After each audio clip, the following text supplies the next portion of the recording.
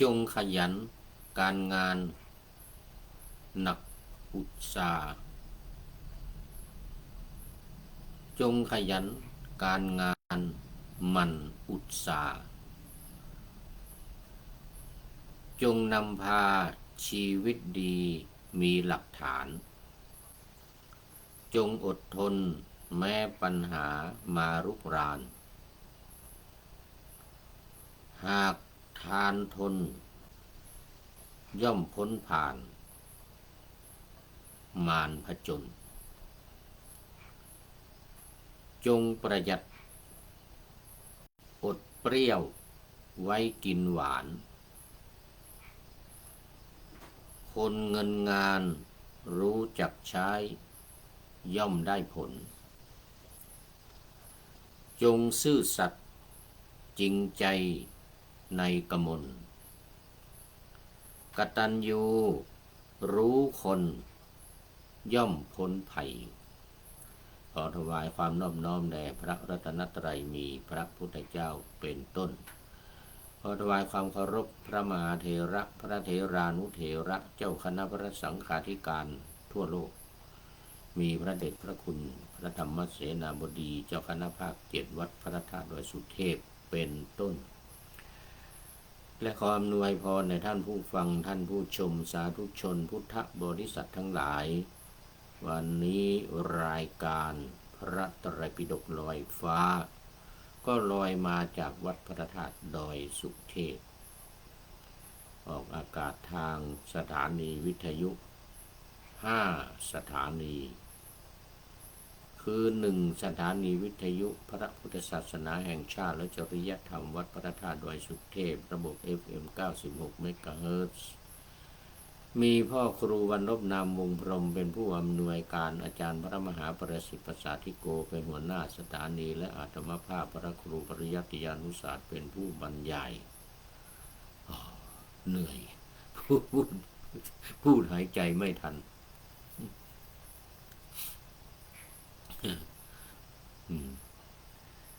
ทุกวันเวลา 23 นาฬิกาหรือ 5 ทุ่มตรงถึง 24 นาฬิกาหรือเที่ยงคืน เป็นรอบดึกเขาเรียกรอบมิดไนท์แต่เขียดยังร้องอยู่แปลกไงตัวนี้เมื่อกี้จัดไป1 รายการไม่มีเขียดร้องสักตัวเลยพูดให้ผีฟังตอนนี้เขียดร้องมาแล้วนี่พูดให้เขียดฟังซะหน่อย แล้ววันพรุ่งเนี่ยวันพรุ่งนี้ก็ออกอากาศทางวิทยุให้ญาติโยมฟังกัน5 สถานี 2 สถานีวิทยุเพื่อการศึกษาพระพุทธศาสนาและวัฒนธรรมวัดฝายหินตำบลสุเทพอำเภอเมืองจังหวัดเชียงใหม่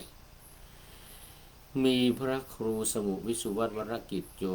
เจ้าอาวาสวัดฝายหินเป็นผู้อำนวยการ3 สถานีวิทยุคลื่นสีขาวชาวประชาวัดปากทางเจริญอำเภอดอยหล่อจังหวัดเชียงใหม่มีท่านพระครูอภิวัฒนวิกรม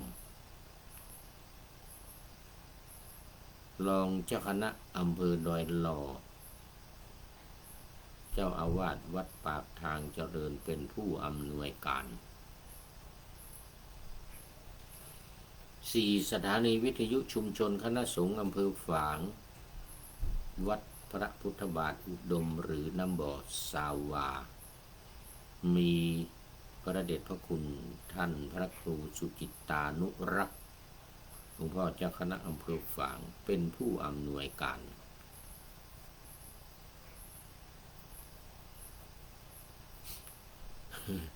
ว่าไปมันเป็นโรคกรรมนะคันจมูกบอกไว้หลายครั้งแล้ว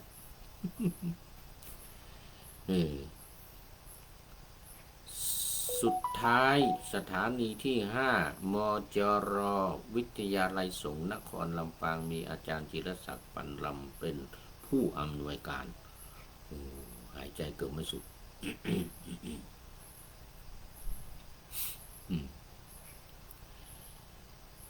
4 สถานีหลังนี้ออกอากาศเวลาเดียวกัน8 ถึง 9 นาฬิกาวันจันทร์ถึงวันศุกร์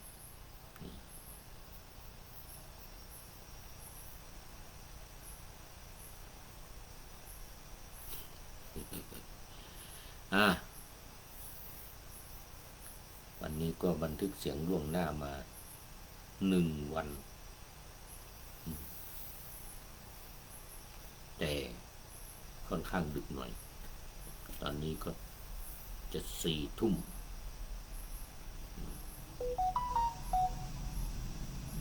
เดี๋ยวจะ3 ทุ่ม2 ทุ่ม 55 3 ทุ่มพอดีเลย FC ทั้งหลายก็คงจะม้อยกระรอกกันไปหมดแล้ว แต่ไม่แน่นะเมื่อกี้ยังมีพระเดชพระคุณหลวงพ่อสุทธิสงึมรำจากจังหวัดบุรีรัมย์เข้ามา1 FC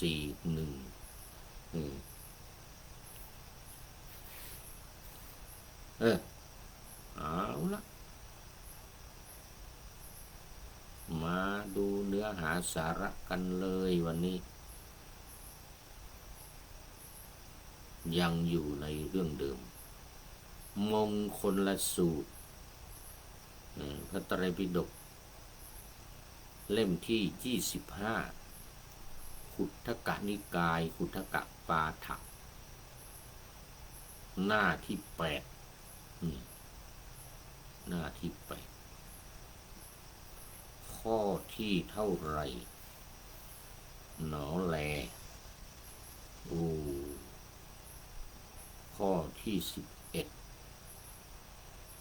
มงคลที่33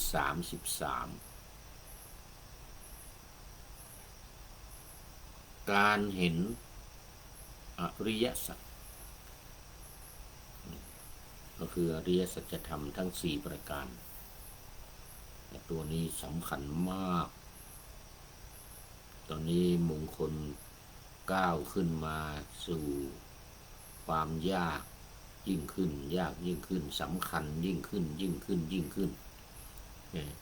เริ่มต้นมาตั้งแต่การไม่คบคนพาลแบบง่ายๆธรรมะขั้นธรรมดาต่ำๆมงคลสูตรนี้เป็นมงคลที่จากง่ายไปหายากจากต่ำไปหาสูงจนถึงสูงสุดในพระพุทธศาสนาอันเป็นเป้าหมายหลักเป้าหมายสำคัญคือการบรรลุธรรมตอนนี้เข้ามาถึงหลักการสำคัญแล้วอริยสัจธรรมทั้ง4 ประการนี้เป็นหลักการสำคัญในพระพุทธศาสนาพระพุทธเจ้าตรัสรู้ก็4 ประการนี้เองแต่ก่อนจะถึง4 ประการนี้ก็ไม่ใช่ขี้ไก่ไม่ใช่ธรรมดานะต้องผ่านร้อนผ่านหนาวผ่านมรสุมผ่านอุปสรรคนานับประการเขาเรียกว่าทางสุดโต่ง2 อย่าง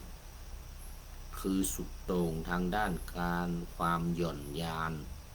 คือกามคุณการหลงไหลใฝ่ฝันอยู่ในกามคุณทั้งหลายรูปเสียงกลิ่นรส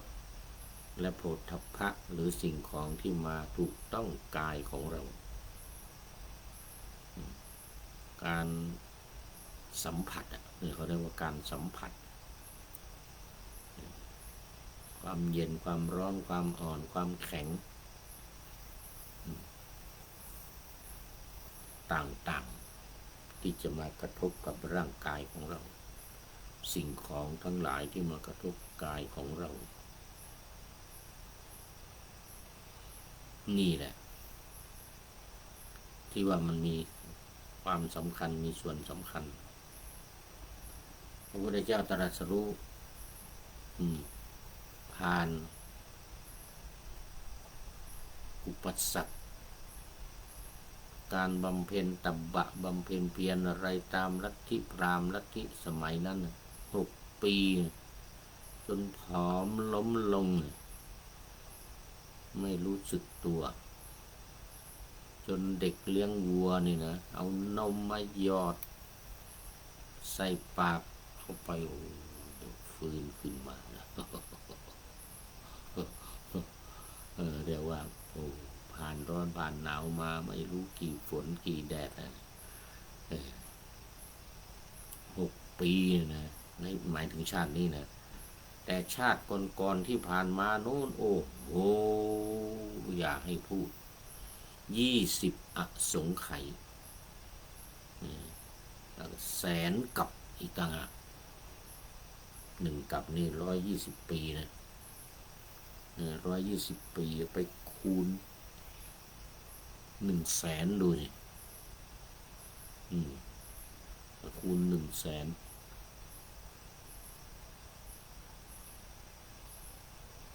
โอ้ขอไปหนังตาหย่อนเสร็จแล้วลืมตาจะไม่ขึ้นเสร็จแล้วรายการนี้เป็นรายการสุดท้ายแล้ว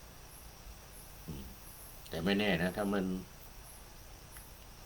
นอนไม่หลับก็ลุกมาว่าอีก1 รายการ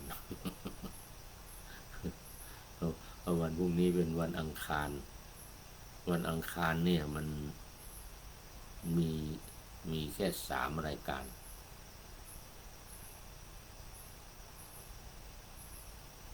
3 รายการ30 นาที2 รายการแล้วก็1 ชั่วโมง1 รายการเนี่ยรายการนี้ของไตรวิโกไร้ฟ้าเนี่ย1 ชั่วโมงธรรมทัศน์ก็30 นาทีธรรมะหลังทำวัดเย็นก็30 นาที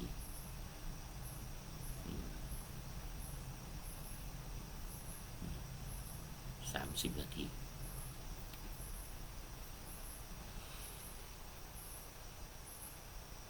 ไปวันพุธจึงจะมี4 ครั้ง4 รายการ4 ครั้งแล้วก็วันศุกร์เสาร์อาทิตย์3 วันนี้4 รายการก็จริงนะ5 รายการ6 ครั้งวันเดียวนะวันเดียว5 รายการจะจัดทำ6 ครั้งเสร็จแล้วนำออกอากาศ12 ครั้งเพราะมัน5 สถานีในเรื่องนะ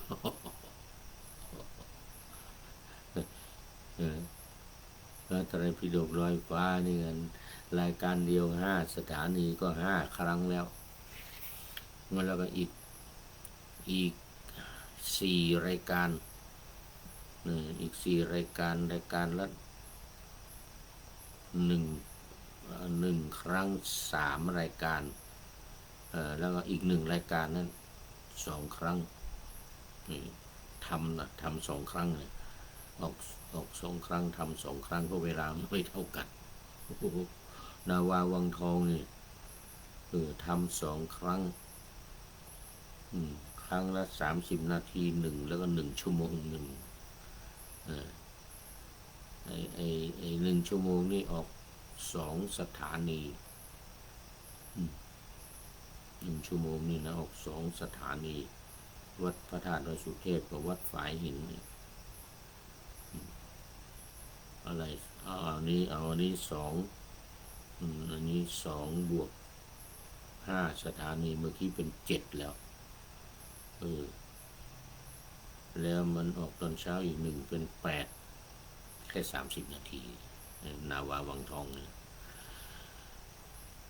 ธรรมทัศน์อีก1เป็น9แล้วก็ธรรมะหลังทำวัดเย็นอีก1เป็น10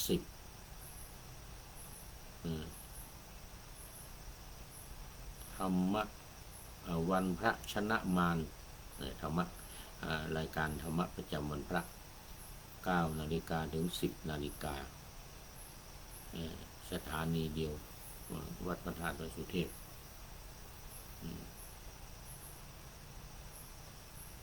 เป็น11แล้วธรรมะหลังทำวัดเย็นอีก1เป็น12 ครั้งวันเดียวเลยนะ3 วันเลยวันศุกร์วันเสาร์วันอาทิตย์วันละ12 ครั้งดับตั้งแต่7:30 นาทีตอนเช้าถึงเที่ยงคืน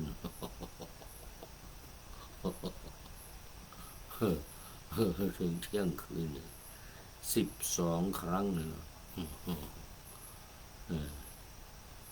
แต่เวลาทำนี่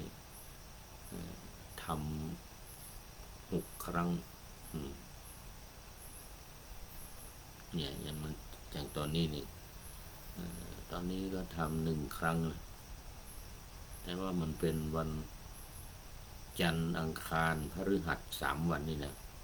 3 วันเนี่ยวันละ3 ครั้ง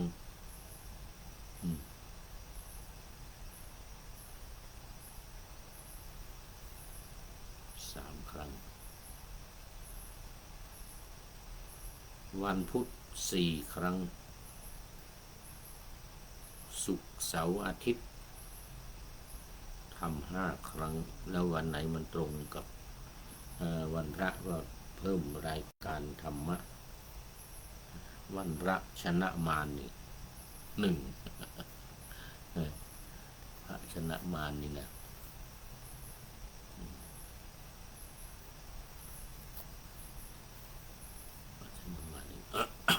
มาตอนนี้ก็เข้ามาสู่เนื้อหาสาระกันเลยเดี๋ยววิหารลายไปนานจะเสียเวลาอันนี้ก็เสียมามากแล้วการเห็นอริยสัจ4วันนี้นะคาถาที่เท่าไหร่คาถาที่11ตะโปจะพรหมจริยัญจะอริยสัจจานังแล้วก็อะไรอีกอริยสัจจานังแล้วก็อะไรนิพพานสัจฉิกิริยานิพพานสัจฉิกิริยาเอตัมมังคารมุตตมังเป็นมงคลอันสูงสุด4 มงคลในคาถาเดียวเนี่ย4 มงคลวันนี้เป็นคาถาที่33การเห็นอริยสัจ4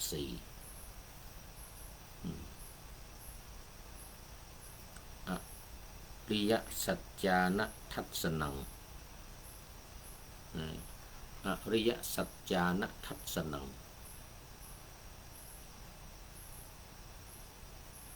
การเห็นอริยสัจ4ก็ประกอบไปด้วยทุกขังความทุกข์ความทนได้ยากสิ่งที่ทนได้ยากทุกขัง2ถ้าให้ว่าเต็มก็ทุกขะอริยสัจจังทุกขังอริยสัจจังอริยสัจคือความทุกข์มีความทุกข์อะไรบ้างความแก่ความเจ็บความตายนี่ทุกข์ทั้งนั้น วันพลัดพรากจากของรักของชอบก็เป็นทุกข์ประสบกับสิ่งที่ไม่น่าใคร่ไม่น่าพอใจน่าเกลียดน่าชังอะไรทั้งหลายนี่นะก็เป็นทุกข์อีกนี่แหละเขาเรียกว่าความทุกข์นอกจากนี้มันยังมีอีกมากมายทุก108ถ้าไปแยกทุกทางกายทุกทางใจอีกนะความทุกข์นี่นะทุกกายทุกใจโทมนัสความทุกข์ทางใจความทุกข์นี่คือทุกข์ทางกาย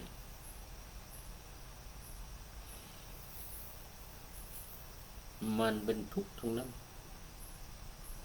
ในโลกนี้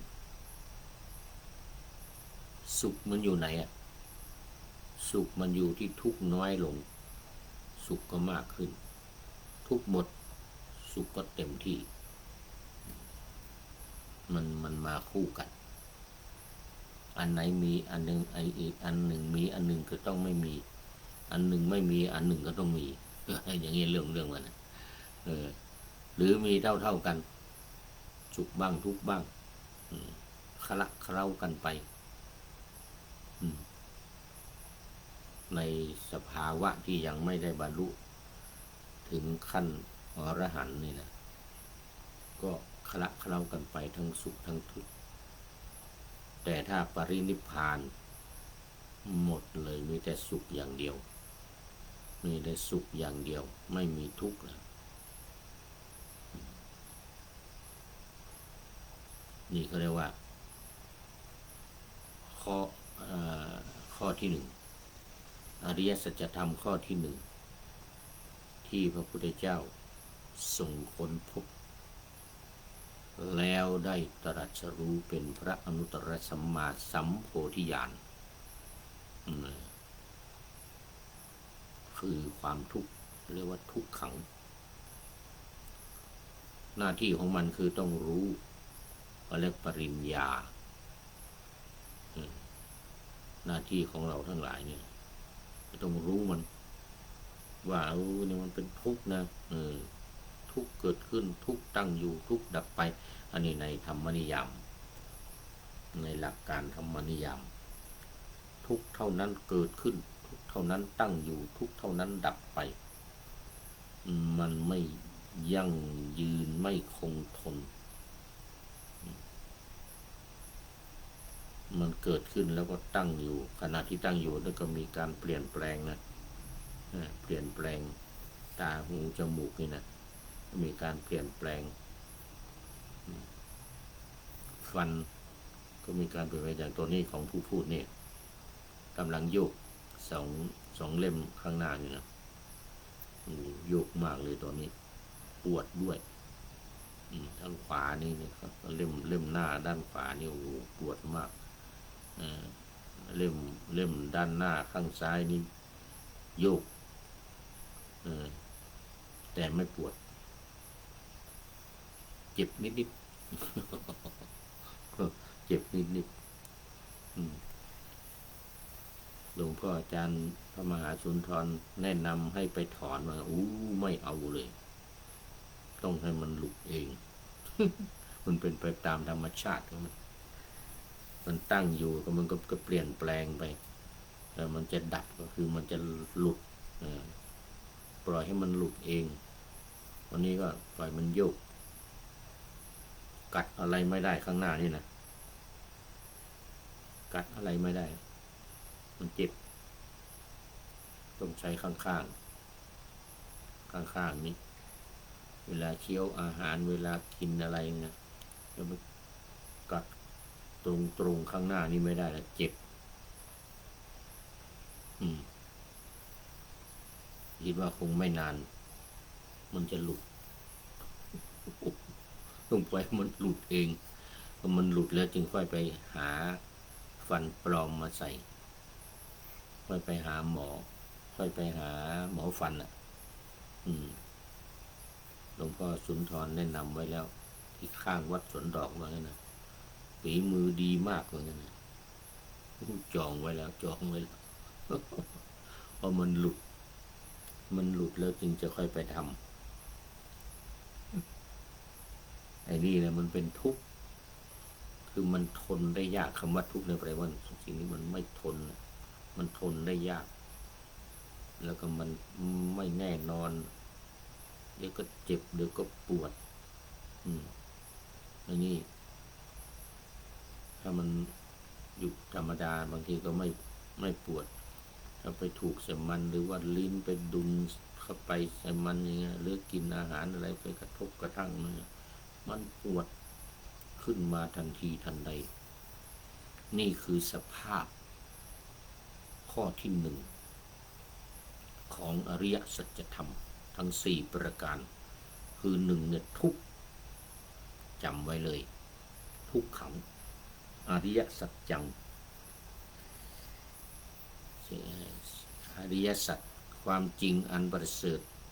คือความทุกข์แล้วก็ไม่ใช่ฟันอย่างเดียวนะจมูกนี่ก็คันอยู่แต่ถ้าไม่จัดรายการนี่ไม่คันนะไม่ขึ้นไปเทศบุญธรรมาสก็ไม่คันนี่เหมือนกันไม่พูดไม่จาไม่ทำอะไรนี่นะโดยเฉพาะเกี่ยวกับการเนี่ยหายใจนี่นะมันเป็นเรื่องทรมานในจมูกนี่นะมันเป็นโรคกรรมก็อยู่ในหลักการที่ว่านี่แหละไม่เที่ยงเป็นทุกข์เป็นอนัตตานี่แหละไอ้ที่ว่ามันเป็นทุกข์นี่ก็เพราะว่ามันไม่เที่ยงมันไม่แน่นอนเนี่ยแล้วก็มันเป็นอนัตตาคือเราไม่อยู่ในการควบคุมของเราได้ต้องเป็นไปตามธรรมชาติเราจะไปบอกมันว่าอย่าเจ็บนะอย่าโยกนะมันไม่ได้อย่าปวดนะไม่ได้นี่แหละคือความเป็นอนัตตาความเป็นอนัตตา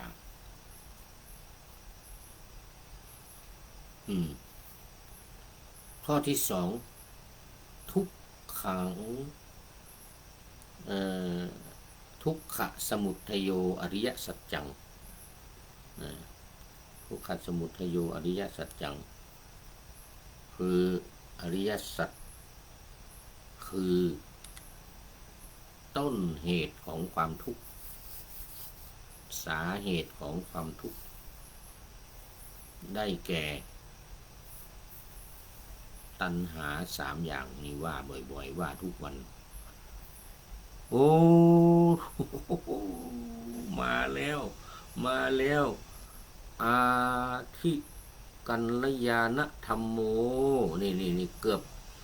เขาจริงถ้าจะมานานแล้วไม่ได้ก้มดูเป็นอาทิกัลยาณธรรมโมอยู่มันยังไม่ครึ่งมันยังไม่ครึ่งกราบนมัสการครับหลวงพ่อว่างั้นนะมาช้าดีกว่าไม่มานะครับ ดีกว่าได้ทันฟังไม่เที่ยงเป็นทุกข์เป็นอนัตตาไม่เที่ยงเป็นทุกข์เป็นอนัตตาไม่เที่ยงเป็นทุกข์เป็นอนัตตาสาธุครับว่างั้นนะโอ้โหอันนี้แหละมันเป็นสัจธรรมอริยสัจธรรมอริยธรรมอันประเสริฐว่านี่นะธรรมอันประเสริฐการเห็นมงคลที่33ท่านนายพลมงคลที่33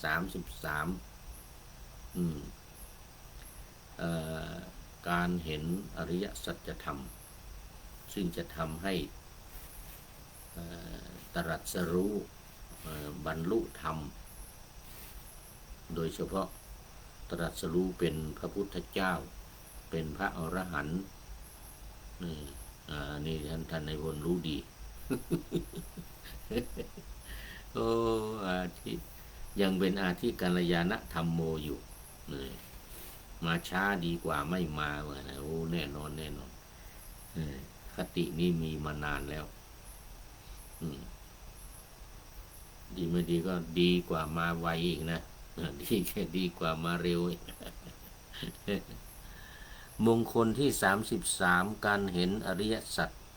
สุดยอดครับผมเหมือนกันนะนี่แหละสุดยอดแหละเป็นพระพุทธเจ้าก็ข้อนี้แหละพระพุทธเจ้าตรัสรู้ก็ข้อนี้แหละอืมอืม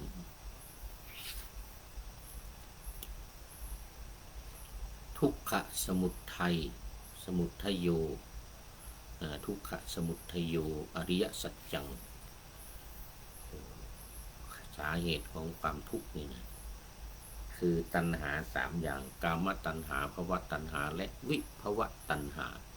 นี่ไอ้นี่แล้วมันทำให้เกิดความทุกข์เลยไอ้กามตัณหานี่ก็เป็น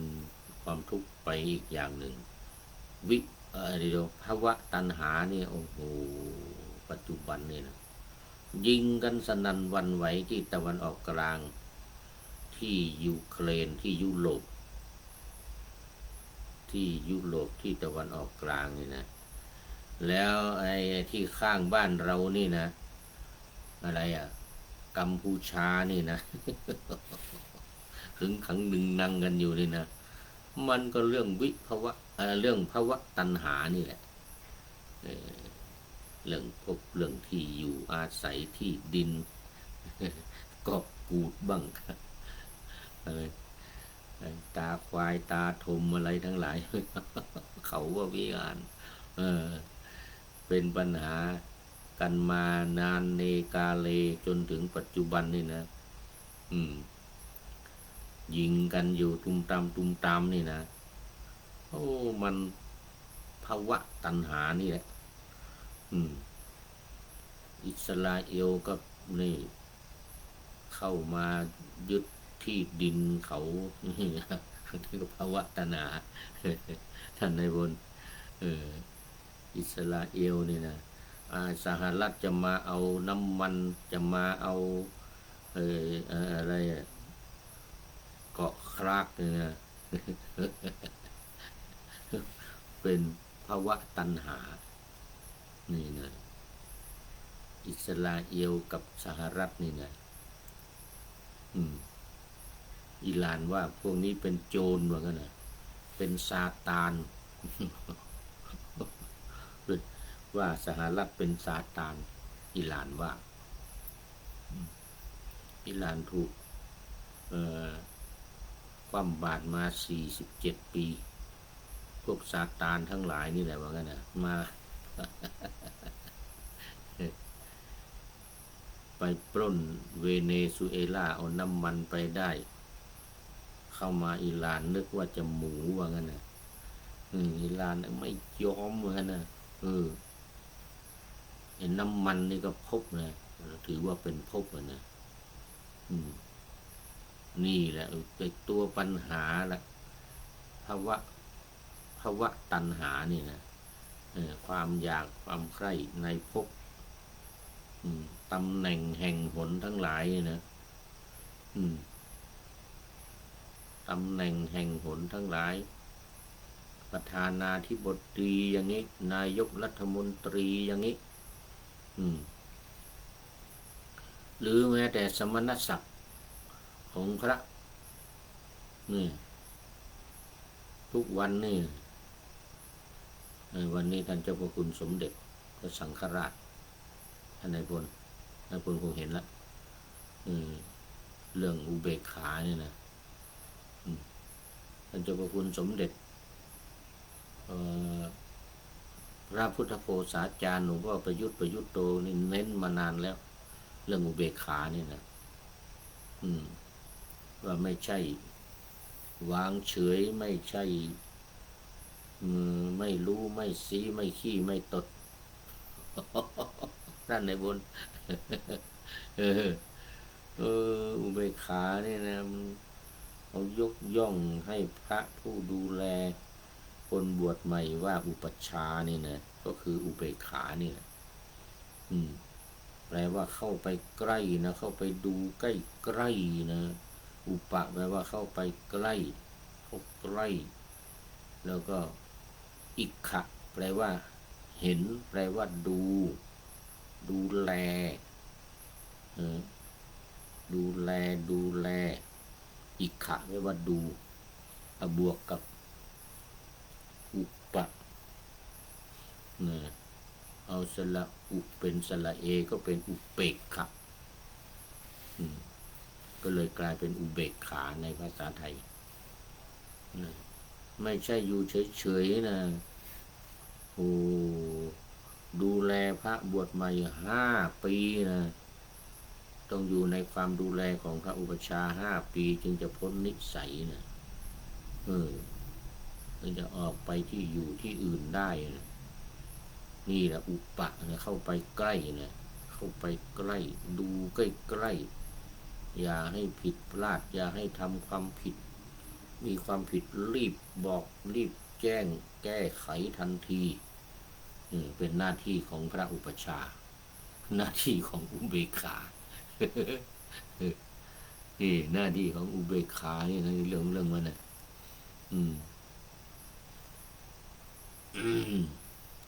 เอามา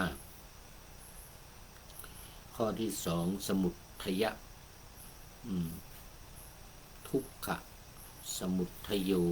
อริยสัจจังต่อไปข้อที่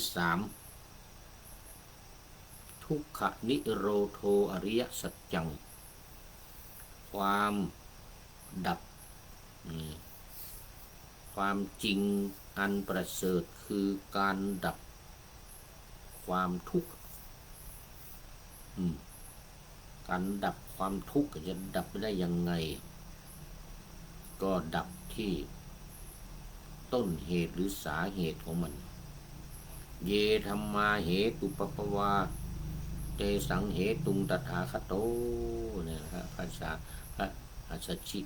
ว่าให้พระสารีบุตรฟังตอนเป็นฆราวาสเราบวชใหม่มันยังไม่สามารถเทศได้มากเลยนะอย่าเที่ยวพูดมากเลยนะพระสารีบุตรบอกว่าอุปติสสะนี่ชื่ออุปติสสะอย่าพูดมากมันพูดน้อยเดียวผมเรื่องขยายความเรื่องตีความหมายขยายความเป็นเรื่องของผมเองเหมือนกันก็เลยเอาสั้นๆเยธัมมาเหตุปปวาเตสังเหตุงตถาคโตเยสัญจโยนิโรโธเอวังวาทีมหาสมโนเหตุเนี่ยเหตุเกิดแดนเกิดดับที่ไหนถ้าดับเหตุแดนเกิดนี่ก็จะพบความสุขเยสัญจโยนิโรโธดับที่เหตุเกิดขึ้นที่ไหนก็ดับที่นั่นนะแต่ว่าสั้นๆพระสารีบุตรอุปติสสะก็เป็นพระโสดาบันเลยได้ดวงตาเห็นธรรมเลยนี่เพราะอะไรเพราะดับเหตุทุกขันิโรโธอริยสัจจังนี่คือดับตัณหาทั้ง3อย่างกามตัณหาภวตัณหาและวิภวตัณหานี่แหละสงครามไม่มีแน่ไม่ว่าจะตะวันออกกลางหรือยุโรปหรือเอเชียเรานี่แถวช่องแคบอะไรมะละกาช่องแคบอะไรนี่คอยที่จะปิดกันอยู่เนี่ยนะไอ้ช่องแคบมะละกานี่นะหรือไอ้ช่องแคบปรับอมันเด็ดช่องแคบฮอร์มูสอะไรอีกช่องแคบอะไรอีกที่ไต้หวันนะนี่แหละต้องดับพวกนี้แหละดับสาเหตุดับตัณหาทั้ง3อย่างกามตัณหาภวตัณหาวิภวตัณหาดับ3อย่างนี้ได้ก็จะไปเหลืออะไรขี้ก็ไม่เหลือตดก็ไม่เหลือ โอ้ท่านในบนว่าสุดยอดครับผมเหมือนกันนะการเห็นอริยสัจในสุดยอดครับผมโอ้นี่ถ้าไม่เห็นนี่ก็ไม่ได้บรรลุไม่ได้เป็นพระพุทธเจ้านะทุกขนิโรโธอริยสัจจังหน้าที่คืออะไรสัจฉิกรณะทำให้แจ้งสัจฉิกรณัตถายะอันนี้คือหน้าที่ทำให้แจ้งอะไรทุกขานิโรสมุทัยโยนั่นคืออะไรปหานะคือการประหารการละการตัดไอ้หน้าที่คือหน้าที่นะ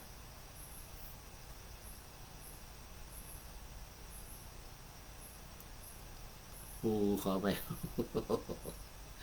โอ้จะง่วงหลับซะแล้วไม่เป็นไรเดี๋ยวจบรายการนี้จะต้องพักผ่อนก่อนละท่านนายพลคงยังอยู่เสนาจังหวัดพระนครศรีอยุธยานะเห็นว่ายังอยู่เสนาอำเภอเสนา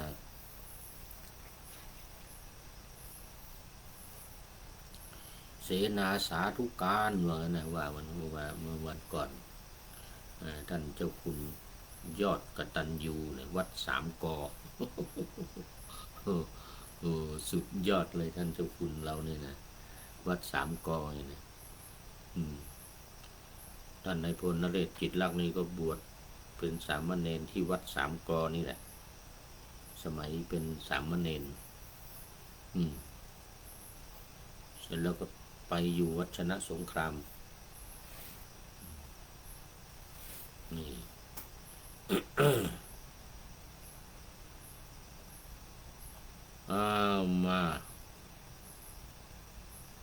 มาวันนี้เหลืออีกหนึ่งข้อเนี่ยเมื่อกี้นี้ทุกขะทุกขะนิโรโธอริยสัจจัง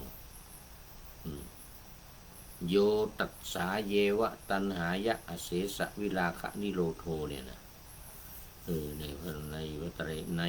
ธรรมจักรกับปวัตนสูตรว่าไว้ว่าโยตัสเสวะอเสสะวิราคะนิโรโธก็คือตัดตัณหาทั้งสามอย่างนี่กามตัณหาภวตัณหาวิภวตัณหาถ้าตัดได้ละได้ขาดจบปัญหาทั้งหลายไม่มีไอ้ตัณหาสามอย่างนี่เลยมันเป็นตัวก้างขวางคอไม่ให้บรรลุธรรมไม่ให้เป็นพระพุทธเจ้าไม่ให้เป็นพระอรหันต์นี่นะไอ้ตัณหาสามอย่างนี่นะสงครามทั้งหลายไม่ว่าจะในพม่าในยูเครนในกาซาตะวันออกกลางนี่นะที่อิสราเอลเข้าไปยึดนี่นะฉนวนกาซาลูกพี่ใหญ่สหรัฐเสนอมาอิสราเอลไม่ยอม15 ข้ออิสราเอลไม่เห็นด้วยกับประธานาธิบดีทรัมป์บอกไม่เอาไม่ยอมถอนทหารออกจากฉนวนกาซาไม่ยอมถอนทหารออกจากซีเรียไม่ยอมถอนทหารออกจากเลบานอนไม่เอาสักอย่างเนทันยาฮูนี่นะเนทันยาฮูนี่ภาวะตัณหาเข้าครอบงำเนทันยาฮูนี่นะเข้ามายึดที่ยึดทางเขาหลาย10 ปีมาแล้ว70-80 ปีมานี่นะ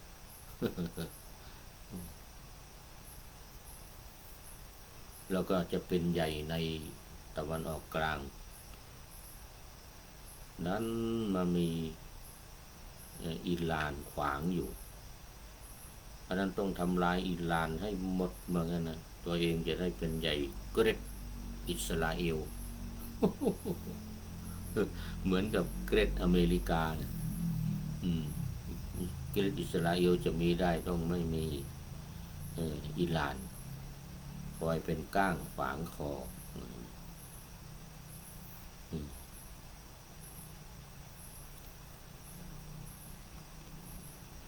เหมือนกับ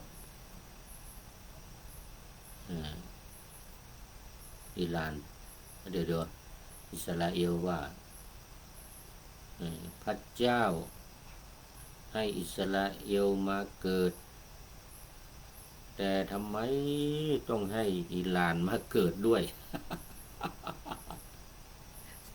เนทันยาฮูว่าพระเจ้านู่นนะพระเจ้าของเขาอะไรยะโฮวาอะไรพระยะโฮวาพระอะไรนะบนสวรรค์นู่นน่ะศาสนายูดาห์ศาสนายูดาห์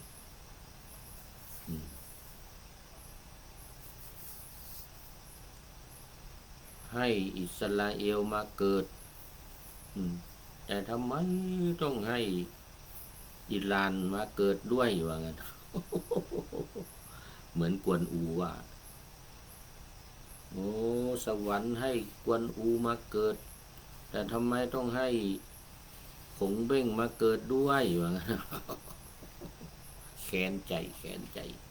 ทำไมต้องให้ขงเบ้งมาเกิดด้วย กวนอูว่าสวรรค์ให้กวนอูมาเกิดแล้วทำไมต้องให้อีกขงเบ้งมาเกิดด้วยอ่ะ นี่เนทันยาฮูก็ว่าโอ้พระเจ้าให้อิสราเอลมาเกิดทำไมต้องให้อิหร่านมาเกิดด้วยความจริงอิหร่านเขาเกิดมา 4-5 พัน ปีแล้วตัวเองกำลังมาเกิดยังไม่ถึง100 ปี ไปโทษพระเจ้านู่นไปโทษพระเจ้าว่าพระเจ้าให้อิสราเอลมาเกิดทำไมต้องให้อิหร่านมาเกิดด้วย แค้นใจถล่มยังไงก็ไม่หมดสักทีถล่มอาวุธถล่มคลังแสงถล่มสะพานถล่มโรงเรียน ก็ไม่หมดสักทีเลย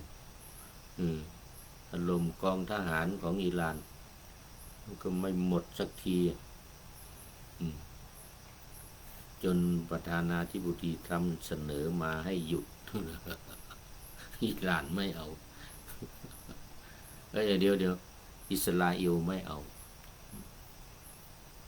อาตามพ่อใหญ่ทรัมป์อิสราเอลนี่นะ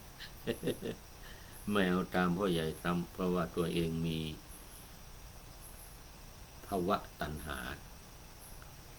ภาวะตัณหาอยากจะได้พบอยากจะได้ที่อยู่ในตะวันออกกลางทั้งหมดจะเป็นเกรดอิสราเอลนะ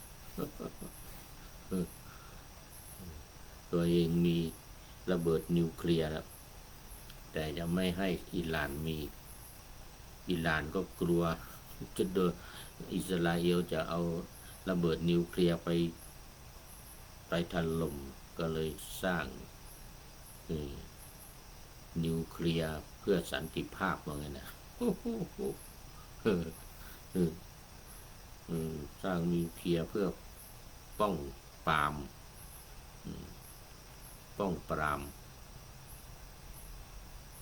ไม่ให้ใครมาลุกรานเหมือนเกาหลีเหนือตอนนี้มีอาวุธนิวเคลียร์แล้วไม่มีใครมาลุกรานไม่มีใครมาเบียดเบียนทำลาย อิหร่านก็จะเอาเหมือนเกาหลีเหนือบ้างคือจะทำอาวุธนิวเคลียร์ เออวันดีวันดีคืนดีเกาหลีเหนือก็ยิงออกไปกลางทะเล ทดลองขีปนาวุธเนี่ยมันเป็นเพราะภาวะตัณหาทั้งนั้นภาวะตัณหานี่ทั้งนั้นนะไม่ว่าจะในพม่าในเขมรในลาวทั้งนั้นชายแดนไทยเขมรเพราะภาวะตัณหานี่แหละอันนั้นการเห็นอริยสัจข้อที่3นี่สำคัญมากทุกขนิโรโธอริยสัจจังสุดท้ายข้อที่4ก็เป็นมีความสำคัญไม่น้อยเหมือนกันทุกขนิโรธคามินีปฏิปทาการเห็นอริยสัจอันประเสริฐความจริงอันประเสริฐคือแนวทางในการปฏิบัติเพื่อให้เข้าถึงการดับทุกข์นิโรธคามินีปฏิปทาทุกขนิโรธคามินีปฏิปทาอริยสัจจัง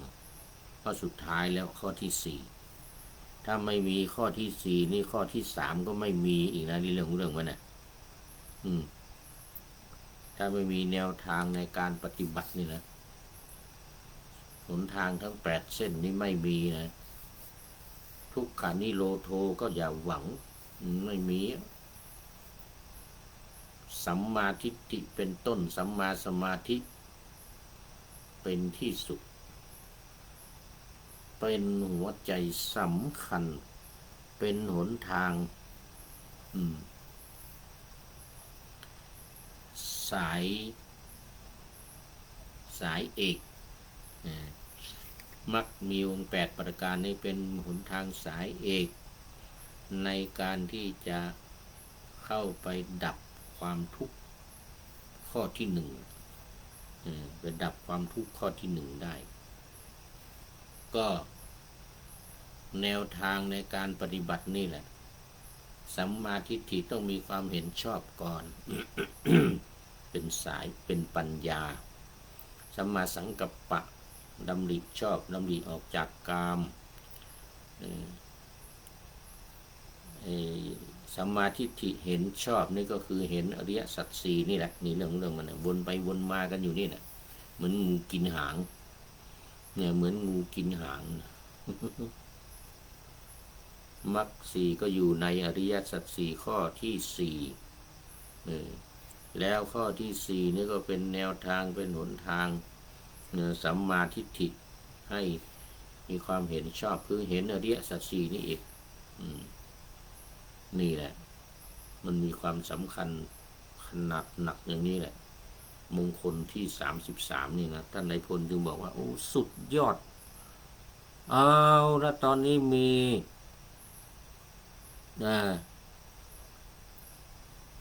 ีปริโยสานกัลยาณธรรมิกาคุณโยมจันสมน้อมกราบสาธุพระอาจารย์นี่ปริโยสารผู้มีธรรมอันงามในที่สุดคือปัญญามาแล้วโยมแม่จันสมนี่โยมแม่จันสมจากเชียงใหม่เรานี่เองเมื่อกี้ท่านนายพลนเรศกิจลักษ์จากอยุธยาอำเภอเสนานู่นอำเภอเสนานู่นว่าการเห็นอริยสัจสุดยอดครับผมว่างั้นนะไม่สุดยอดได้ยังไงนี่พระพุทธเจ้าเป็นพระพุทธเจ้าอะไรก็เพราะเห็นอริยสัจนี่แหละก็สุดท้ายจึงมีหน้าที่ของพวกเราทั้งหลายคือภาวนาภาเวตัพพังหรือภาวิตังคือเจริญทำให้เจริญข้อที่4คืออริยสัจจะทำข้อที่4นี่นะต้องภาเวตัพพังพึงทำให้เจริญ จะเดินขึ้นเกิดขึ้นมีขึ้นนะเพราะฉะนั้นทั้ง3ประการเนี่ยมงคล38ข้อที่33นี่นะจึงเป็นสิ่งสำคัญยิ่งทุกสภาพของปัญหาสิ่งที่ควรกำหนดรู้และทำความเข้าใจตามความเป็นจริงสมุทัยเหตุแห่งความทุกข์สิ่งที่ควรละและกำจัดให้หมดสิ้นไปนิโรธความดับทุกข์สภาวะที่ไร้ปัญหาเป็นสิ่งที่ควรทำให้แจ้งสัจฉิกรณะและสุดท้ายมรรคทางปฏิบัติเพื่อความดับทุกข์ข้อปฏิบัติที่ควรเจริญและอบรมให้เกิดขึ้นให้มีขึ้นเรียกว่าภาวนาเอาละวันนี้หมดเวลาพอดี วันนี้หมดเวลาโยมแม่จันสมก็เป็นท่านสุดท้ายเข้ามาในรายการขอบคุณและอนุโมทนาเป็นอย่างยิ่งปริโยสานกัลยาณธรรมิกาผู้มีธรรมอันงามในที่สุดคือปัญญาอันจะทำให้ดับความทุกข์ทั้งหลายดับสาเหตุของความทุกข์นี่แหละทำให้เกิดความสุขขั้นสูงสุดนะขอบคุณมากวันนี้มาดูข้อคิดท้ายรายการได้จากผู้ใดหนอแลเจริญธรรมนำบุญ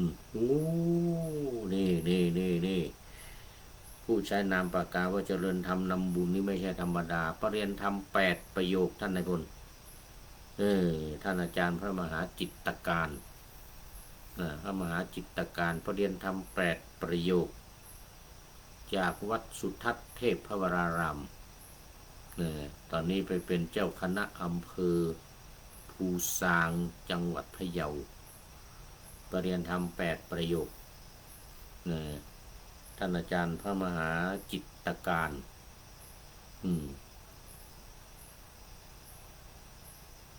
ปรริยนธรรม8ประโยคเท่ากับท่านนายพลพอดีเลย เท่ากับท่านนายพลพอดีเลยนี่เป็นรุ่นน้องหน่อยเป็นรุ่นน้องหน่อยสมัยก่อนก็มาสอนบาลีให้กับวัดฝายหิน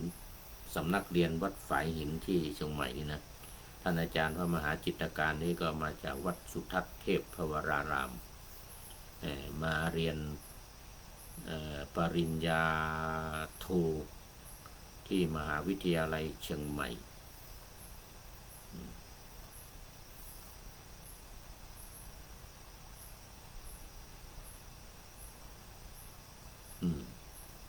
แล้วก็สอนบาลีให้กับสำนักเรียนวัดฝายหินได้ปรริญญาธรรมไปหลายรูปแล้วก็ทีนี้อำเภอภูซางตั้งขึ้นใหม่นี่แต่ก่อนมันเป็นกิ่งอำเภอภูซางจังหวัดพะเยานะตั้งเป็นอำเภอภูซางแล้วก็ท่านอาจารย์พระมหาจิตตการนี่ก็อยู่ที่อำเภอดอกคำใต้ทางเจ้าคณะอำเภอเดี๋ยวก่อนเจ้าคณะจังหวัดเนี่ยเจ้าคณะจังหวัดพะเยาก็ขอท่านอาจารย์มหาจิตตการไปเป็นเจ้าคณะอำเภอที่อำเภอภูซางปัจจุบันนี้ก็คือเนี่ยนามปากกาว่าเจริญธรรมนำบุญให้ข้อคิดท้ายรายการวันนี้ไว้ว่าจงขยันการงานหมั่นอุตสาหจงนำพาชีวิตดีมีหลักฐานจงอดทนแม้ปัญหามารุกรานหากทานทนย่อมพ้นผ่านมารผจญจงประหยัดอดเปรี้ยวไว้กินหวานนั่นนะค คนเงินงานรู้จักใช้ย่อมได้ผลจงซื่อสัตย์จริงใจในกมลกตัญญูรู้คุณคนย่อมพ้นภัยโอ้สุดยอดสุดยอดขอบคุณเป็นอย่างยิ่งท่านอาจารย์พระมหาจิตตการปรริยนธรรม8ประโยคจากวัดสุทัศน์เทพวรารามกรุงเทพมหานครเป็นเจ้าคณะอำเภอภูซางจังหวัดพะเยาในปัจจุบันโดยนามปากกาว่าเจริญธรรมนำบุญขอบคุณเป็นอย่างยิ่งไว้ณที่นี้ขอนำพระไตรปิฎกลอยฟ้าไปจากผู้ฟังทั้งหลายในโลกล่าวันต่อไปจะได้จรย้อนกลับมาสู่สถานีใหม่ให้ท่านฟังอย่าลืมเปิดวิทยุหรือเครื่องรับโทรศัพท์โมบายคอมพิวเตอร์ผัง YouTube เฟซเพจไลน์ให้ดังเพื่อชมฟังรายการวันต่อไปขอทุกท่านมีความสุขทุกคืนวันนำธรรมะประกอบการงานทั้งหลายเช่นขยันทำงานทางวาจากายใจขวนขวายกิจการงานนานาบำเพ็ญสาธารณประโยชน์เว้นสิ่งที่มีโทษโหดเยี่ยงสาประกอบแต่กรรมดีมีราคาแสวงหาเงินทองครองใจคนเสียสละพละทรัพย์นับมากน้อยไม่ให้ล้านก็ให้ร้อยไม่ด้อยผลเอื้อคนรวยช่วยคนยากฝากคนจนให้ทุกคนเท่ากันมาตรฐานเดียวขอเจริญพร